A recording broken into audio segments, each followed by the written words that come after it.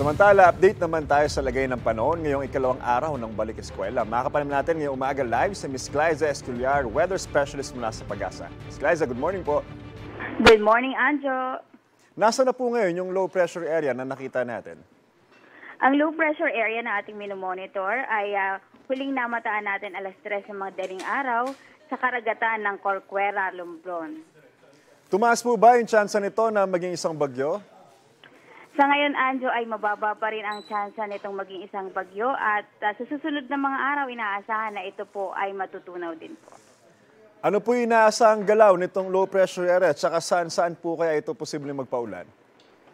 Inaasahan po na ito po ay aakyat dito sa bahagi po ng Southern Luzon area at Central Luzon at ito po ay nasa West Philippine Sea na by Thursday. At inaasahan din po na by that time ay maari din po itong matunaw at apektado po nito at uulanin ang malaking bahagi po ng Metro Manila, Calabarzon, Mimaropa, Bicol Region, Zambales, Bataan, Pampanga at Bulacan. Asahan na po ang mga pag-ulan ngayong hapon hanggang early tomorrow po. So yung ating mga kababayan sa nabanggit ko pong mga lugar ay asahan po o magdala po tayo ng mga payong o mga pananggalang sa ulan. Ms. Glyza, last question no, kasi mainit itong mga nakarang araw. Gaano po kaya kalakas at karaming ulan ang dapat pangandaan ng mga kapuso natin?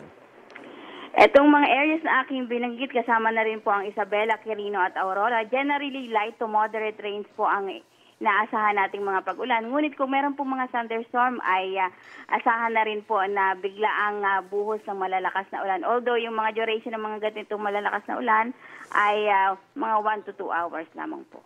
Maraming salamat at magandang umaga po, Ms. Glyza Esculiar, weather specialist mula sa Pag-asa. Ingat po kayo. Maraming salamat din po. Kapuso, huwag magpapahuli sa latest news and updates. Mag-iuna ka sa balita at mag-subscribe sa YouTube channel ng GMA Integrated News.